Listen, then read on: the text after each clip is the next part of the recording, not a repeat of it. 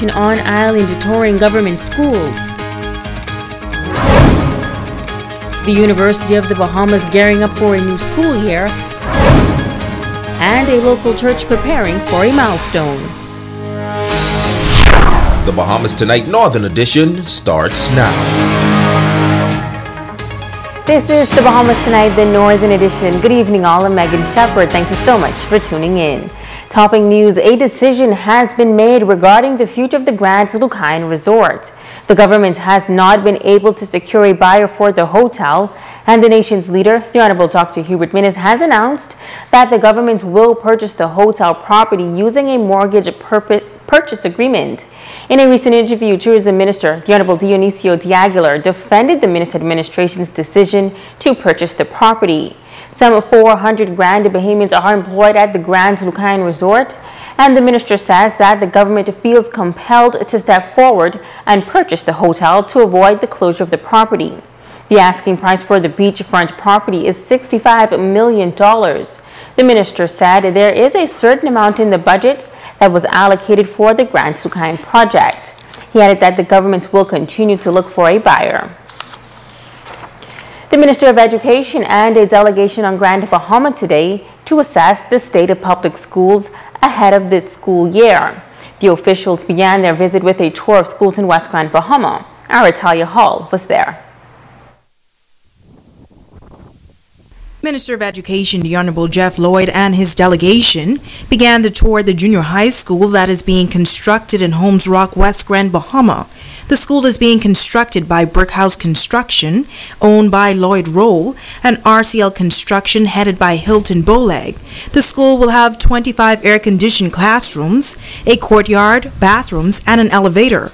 The minister says overall he is pleased with the progress. He says the contractors have assured him that the work will be completed at the beginning of next year. This is long in coming, and we need the school in this area so that we could properly house the students of this area. So we are looking forward to 2019 January for it to be completed. I'm happy to be here.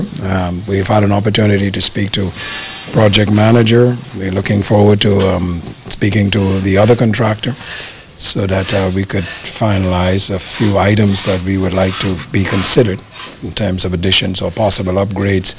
Foreman of Brickhouse Construction, Ali Roll, says they are working hard to ensure that everything is completed by January of 2019, adding that next they will focus on the electrical work and all of the plumbing. We have the windows and doors are in order. They'll be here by next week. The tiles is here.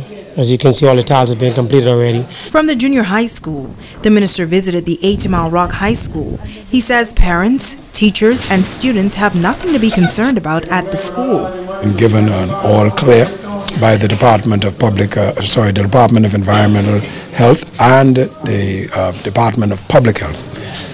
We have requested an extensive review of that environment to ascertain precisely what is the challenge, if any. They have done that. They have provided us a report, and the report indicates that there are no challenges at this point at that school, and whatever challenges may have existed have been rectified. Now, the Bartlett Hill Primary School received some damage during Hurricane Matthew, and some repairs still need to be made. The minister says the school is an area of concern. The school is, I'm advised, 20 plus years past its shelf life. All right? So we're just trying to make do with it, patching it as it go along. We've spoken to principal. We are here to evaluate the work in progress. Happy to Mr. Houghton and work he's doing. We have had some major issues with leak. As a result, it contaminates and causes problems with the inner ceiling. I am assured that that is being corrected. He says a number of schools need to be replaced throughout the country. And, of course, as the resources permit, we are going to address that. Bartlett Hill is one of those schools that are on our agenda to be addressed. No question about it. Hurricanes are coming. We are in the hurricane belt. I'm sure that Grand Bahama is no stranger to hurricanes, and this is a school that is quite vulnerable as a result of that. So it's an urgent requirement that the government addresses the state of this school. From the western end of the island, the minister headed to Freeport to tour some of the primary schools in that district. Reporting for ZNS Network News, I'm Natalia Hall. Now, Area Vice President of the Bahamas Union of Teachers, Quinton LaRota, was also on that Ministry of Education tour. He says he is pleased that the minister came to Grand Bahama to tour the schools and to see the issues firsthand. In walking around with the minister, I hear him asking specific and particular questions that some teachers have brought to the union as concerns in the administration, so which tells me that some due diligence was done. Not only in saying that the schools were repaired, but that there were particular areas of concerns that teachers had, that administrators had, that needed to be addressed. And so I was very pleased at that. It wasn't just a general discussion or a general questioning. It was some particular areas that I am aware of that were of concern by teachers. And so I was very pleased with that.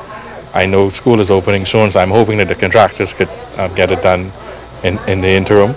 I heard that there's an all clear was given for 8 Mile Rock High in terms of molds and so forth, and the expectations that the repairs will be done. And so I'm cautiously optimistic that will be the case.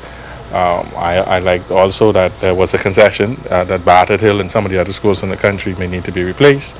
It's just a matter of finding the funding in the future to get that done. New students enrolled at the University of the Bahamas Northern Campus attending orientation recently. Students were giving a taste of what they can expect as they make the transition into university life. That's why I'm wet. Dean of Students Dr. Tio Cooper says that this is shaping up to be an exciting year for UB North as they continue to offer more services to students. He says that so far they've accepted nearly 200 new students for the 2018-2019 school year. This summer, the new dormitory facility, Hawksbill Hall, was officially opened. The major thing for us this year is our new residence hall.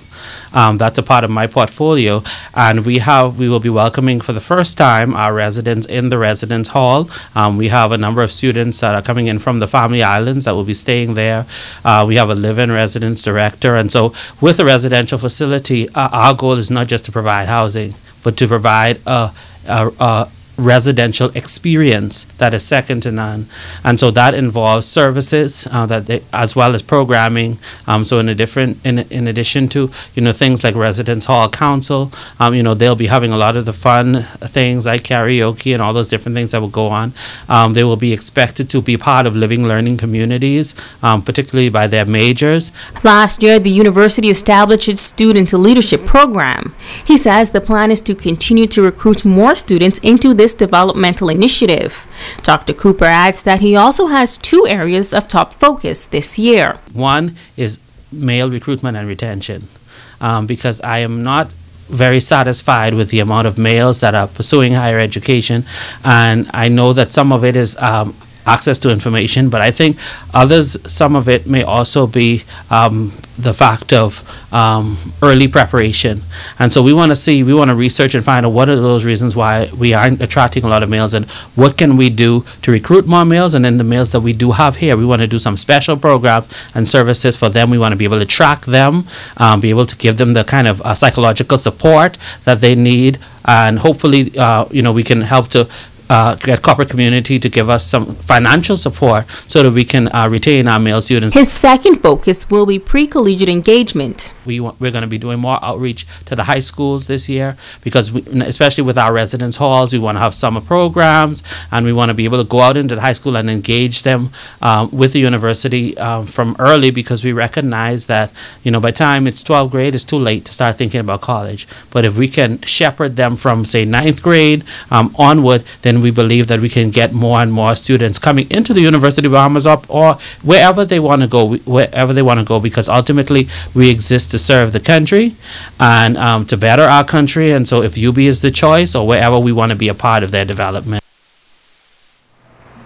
Grand Bahama and indeed the Bahamas mourning the loss of a prominent figure in the tourism industry. Former Director General of Tourism and former President of the Grand Bahama Island Tourism Board, David Livingston Johnson, passed away at the Princess Margaret Hospital yesterday following a brief illness at the age of 67. A statement issued by the Ministry of Tourism says that Johnson was dedicated to the successful development of tourism in Grand Bahama and was influential in the decision to reposition the destination away from the commercial image of Freeport in the international marketplace, replacing it with Grand Bahama Island. Johnson served in various positions within the tourism industry for more than 40 years. In 2015, he joined the private sector as a consultant to Bahamas Paradise Cruise Line and the Sunwing Travel Group.